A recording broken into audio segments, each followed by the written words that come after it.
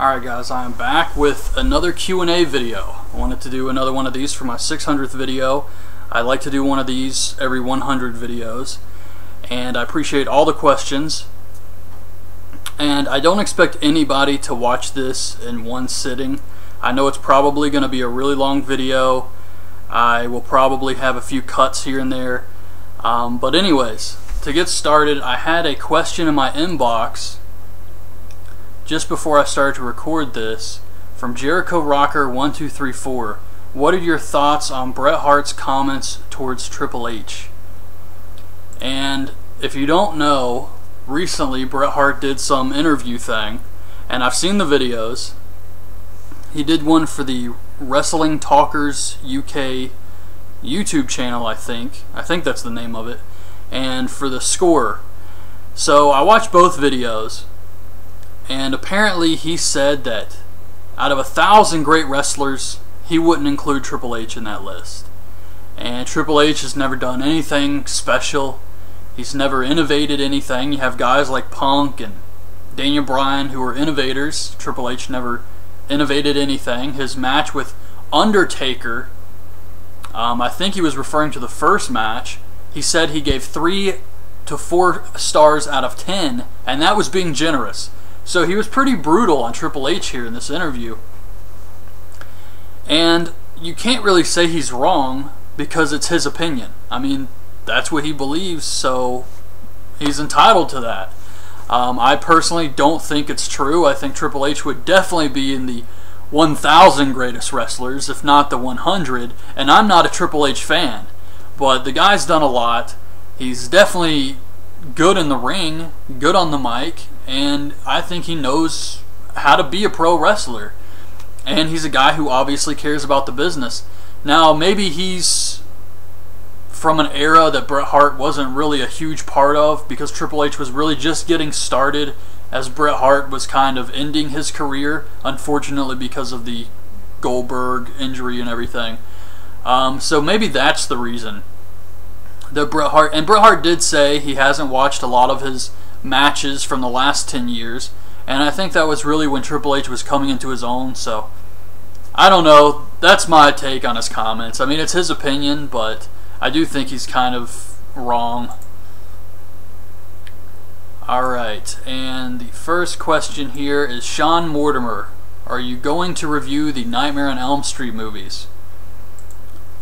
Yes, very soon. And I guess I might as well go ahead and say this here.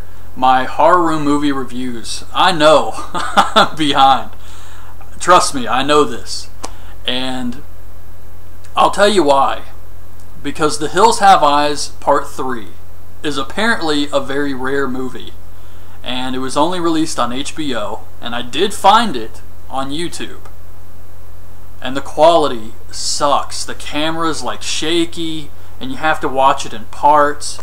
And it just kind of turned me off of it, and I didn't sit down and watch it yet.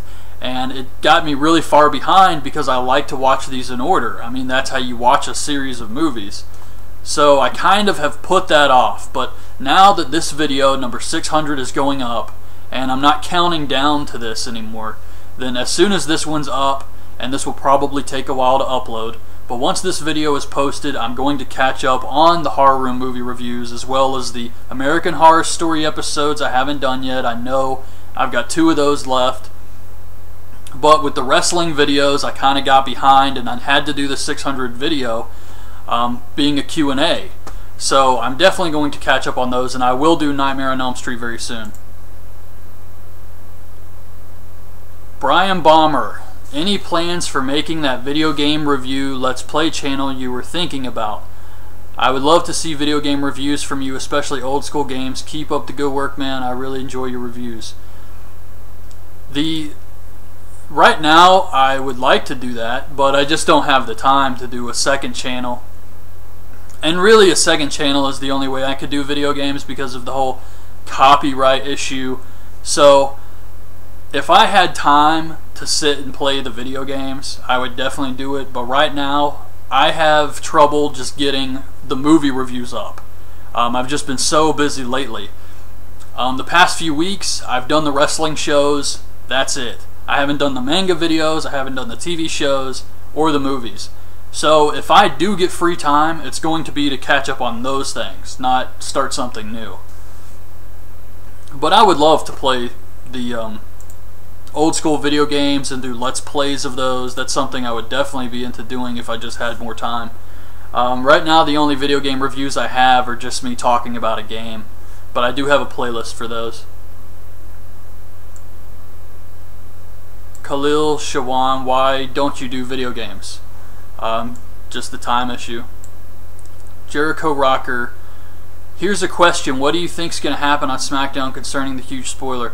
Okay, this question's from about 3 weeks ago. So the spoiler, I believe you're referring to is the Del Rio winning the title.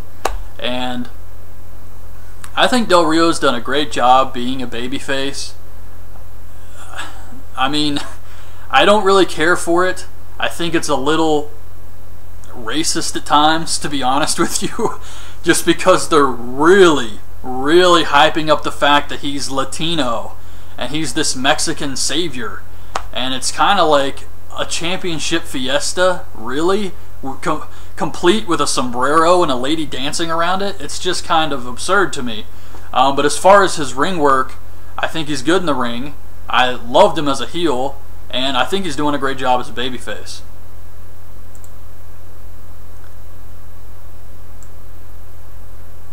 Murph D979, who's your least favorite wrestler of all time and dream match you would like to see?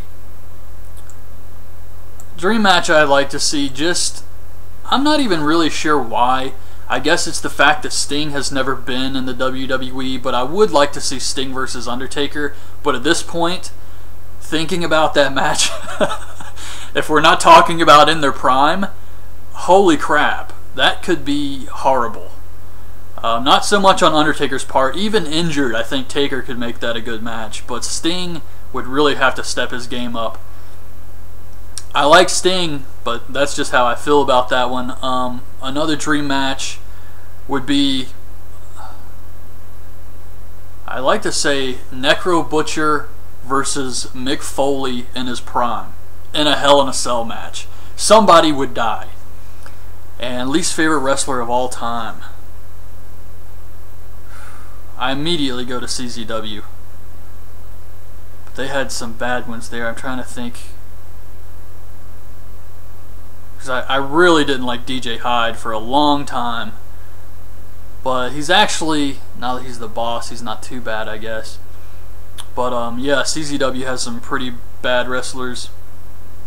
I'm trying to think of a big name who would be my least favorite wrestler of all time.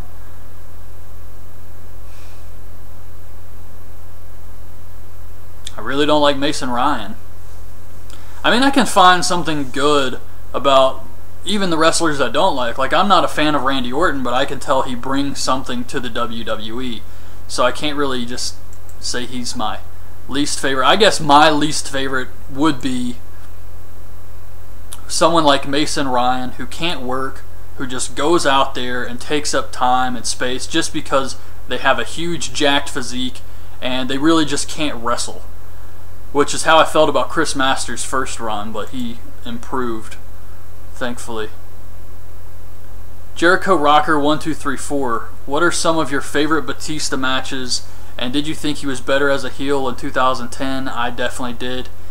Yeah, Batista was awesome as a heel. I really liked his heel run. I liked him in Evolution. I remember when Evolution first started, I saw Batista, and he was my favorite member of the group. I thought he was awesome. I can't really think of any match in particular. Batista has had some great matches though, and I know some people don't really care too much for him. I think something just kind of clicked when he became a heel. As a babyface, especially when he was first starting as a babyface and he was turning on Evolution, it's like he didn't really have that charisma factor down. And he would come out, and I remember thinking, and I was a fan, but I remember thinking, this guy just, he feels kind of generic. He would come out and do the da-da-da-da-da-da thing, and it just felt like something somebody told him to go out there and do, and he just didn't really have his own personality. And I think when he became a heel, he definitely started to show who he really was, and it was great.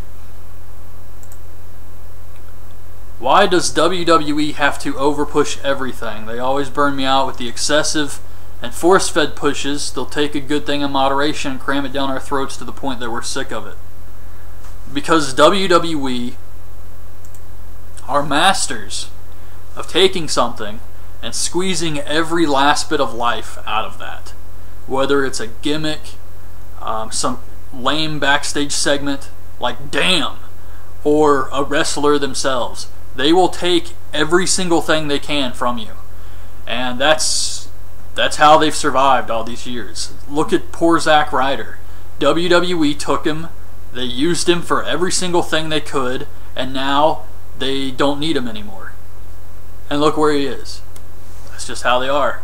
It's a death machine.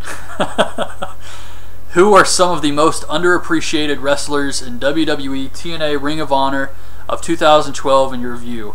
Underappreciated wrestlers. I guess I'll start with WWE. I can't really say Daniel Bryan because they did give him a lot of TV time. And he had a pretty good year. He was champion and everything.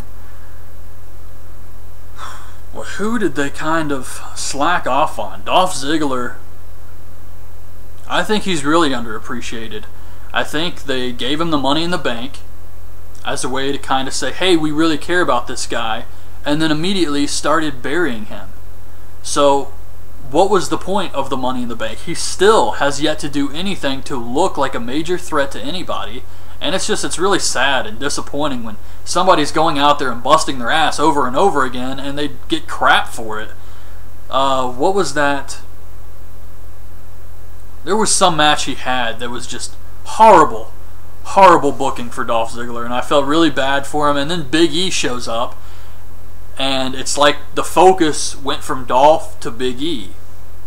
I mean, he wasn't even on Raw this week, so yeah, I think Dolph Ziggler's definitely underappreciated, even though he did win Money in the Bank. And another guy would be Cody Rhodes. It feels like WWE just does not care about Cody Rhodes at all. They keep him around like they have this huge plan for him, but they never get around to doing it. It's one of those things. Like, you can tell Cody Rhodes is probably talking to his dad backstage, talking to the higher-ups, and you can just imagine them saying, Cody, we got some huge plans for you. And then it'll get him happy and he'll go off, and they just never get around to actually following through with what they tell him. I'm sure they will, but it's long overdue. Who are some of the most... Okay, that's the one I just read. Oh yeah, TNA and Ring of Honor. TNA, Christopher Daniels. I don't think they expected Christopher Daniels and Kazarian to get over like they have. I think Christopher Daniels has been really underappreciated for a long time in TNA. And I don't know, it kind of feels like he just stopped caring and just decided to have fun with this last hill run. And it worked. And people really got into this Bad Influence team. But I would love to see TNA do more with him. James Storm didn't really get a lot of main event time like I thought he deserved in 2012, and now he's... What did he do on TNA a few weeks ago? He tag teamed with Velvet Sky or something, and I think James Storm is probably someone who was underappreciated in 2012. And in Ring of Honor, oh man, I want to say Michael Elgin because he's been having great matches and they're still not really doing anything with him. Who else in Ring of Honor? El Generico. He kind of gets brought in for these special occasion matches, and he really should be there full time. It's impossible now because he's going to WWE. It makes no sense, but El Generico was really over. Everybody loved him. I'm glad I got to watch him live the one time I did, and the dude's awesome. I wish Ring of Honor used him more. Definitely underappreciated in 2012 as far as Ring of Honor goes. If you could fire 5 wrestlers from WWE, who would you get rid of and why? Well, this is kind of like my least favorite wrestler question. I can't really fire someone just because I don't like them. Like, say Sheamus. If I don't like Sheamus, I can't say I would fire him because that would be bad for business. So I would probably just get rid of guys that nobody would miss. I know Yoshitatsu has fans. I don't mind Yoshitatsu, but I would put him out there and get rid of him. Mason Ryan, Ezekiel Jackson, Alex Riley, Michael McGillicuddy. Guys no one would miss. If I got rid of these guys, would anybody even notice? And I'm not saying these guys... Michael McGillicuddy could probably have some potential in the future, but I never saw anything in Alex Riley. I don't see anything in Ezekiel Jackson or Mason Ryan. My God, Mason Ryan would be first. He's terrible. So I think I would just get rid of guys like that. And the thing about WWE is they have the NXT guys. Bring in 5 more, they're easily replaceable. And that's just the nature of the business. But if I had to fire 5, and I absolutely had to, it would be 5 guys like that. Just the Job Squad. JTG, those types of guys. Jericho Rocker, bigger surprise, Austin Aries winning world title at Destination X 2012 or CM Punk holding title for over a year? Definitely Punk holding the title for over a year. I did not expect this. I'm so glad they did it. It's reestablished the title into being something special, something important, and Punk, I think, deserved to be the guy to carry this because he is a fan of the business, cares about wrestling, and you know he voices his opinion. He was sick of the way things were going in WWE, so I think it's only appropriate that he's the guy who holds the belt for so long. Austin Aries was a surprise, but not nearly as surprising as Punk holding the belt for so long. Aces and Eights is killing the overall product for TNA. Agree or disagree? I was a fan of Aces and Eights in the beginning, but now I can't really say it's killing the entire product because they haven't really been doing a lot with them. But at this point, it's too late, I think. Yeah, there's nothing that can save this. They revealed Luke Gallows, Mike Knox, Taz. Who else? Mr. Anderson's there. I mean, it's too late. If they brought back, who could they bring in? That would be a big name. Even if they brought in, which would make a lot of fans, freak out, would be John Morrison.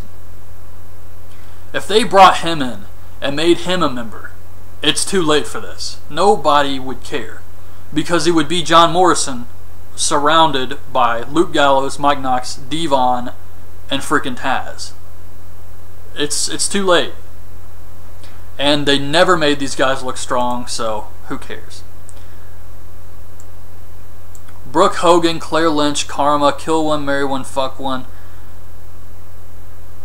Good God, that's a bad lineup.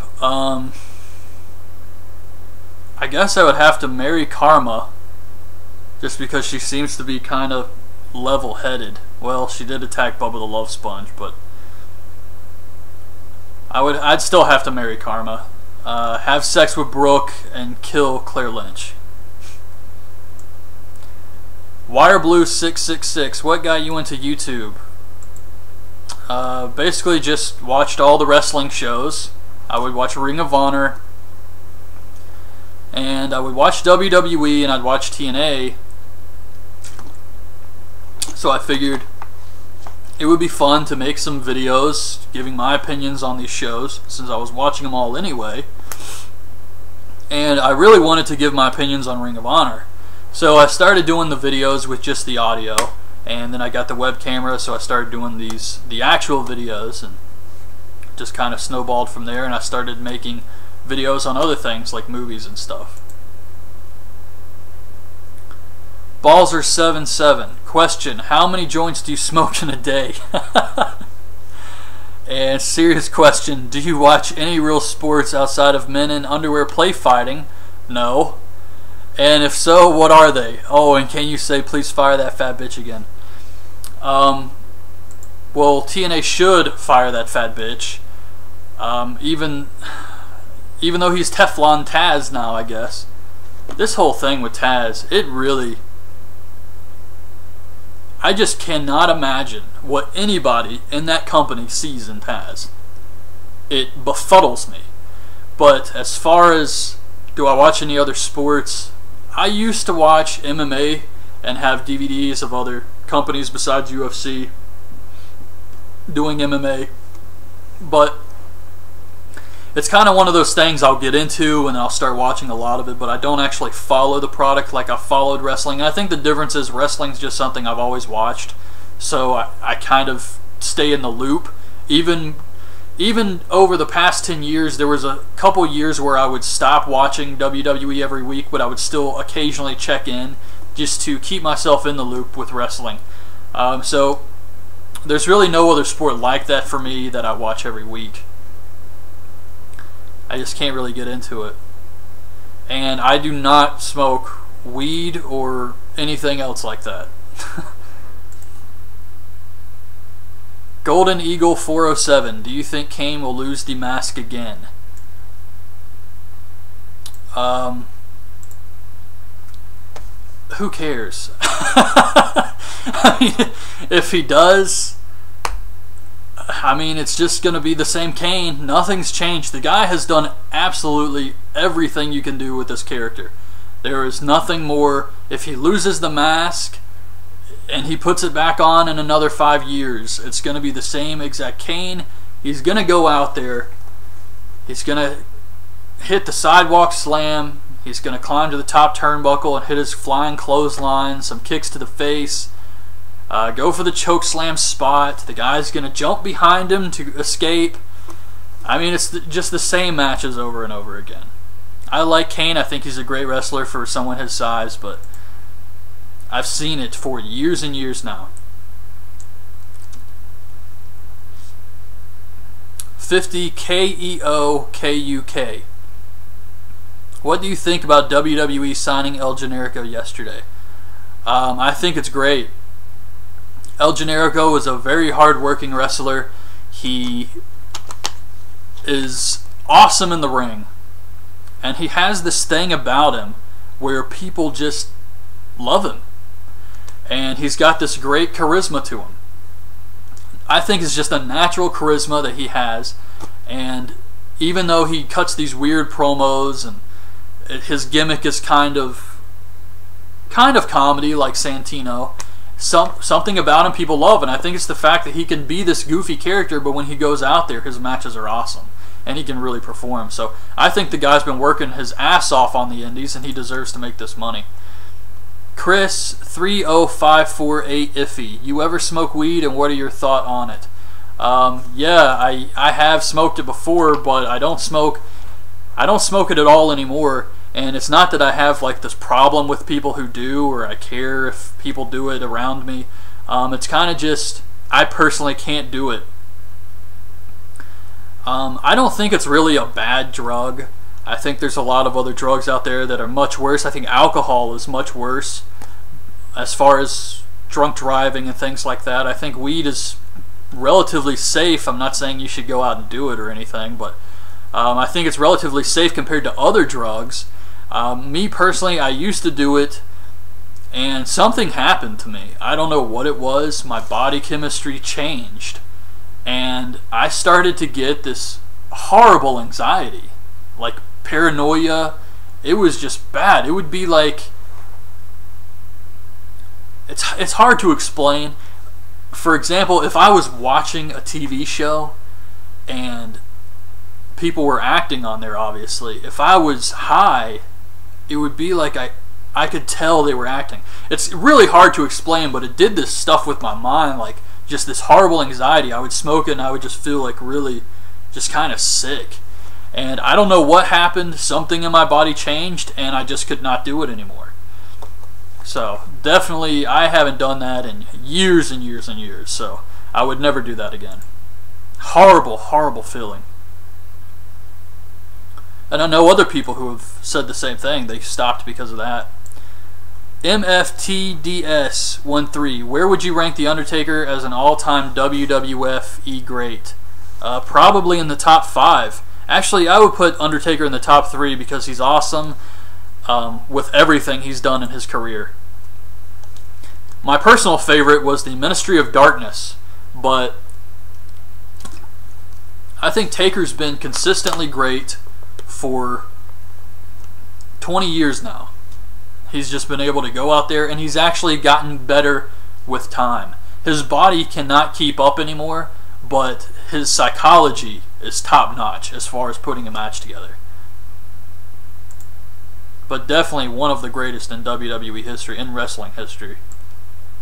MFTDS13, what's the better franchise in your opinion? Terminator or Alien, and why?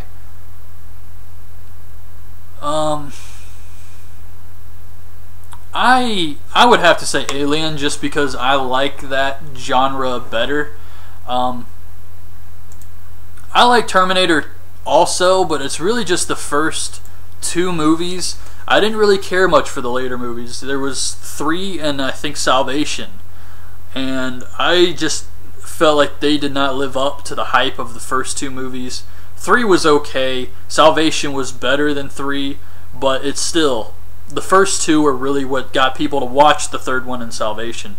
And as far as the Alien franchise goes, I think those have just a better storyline.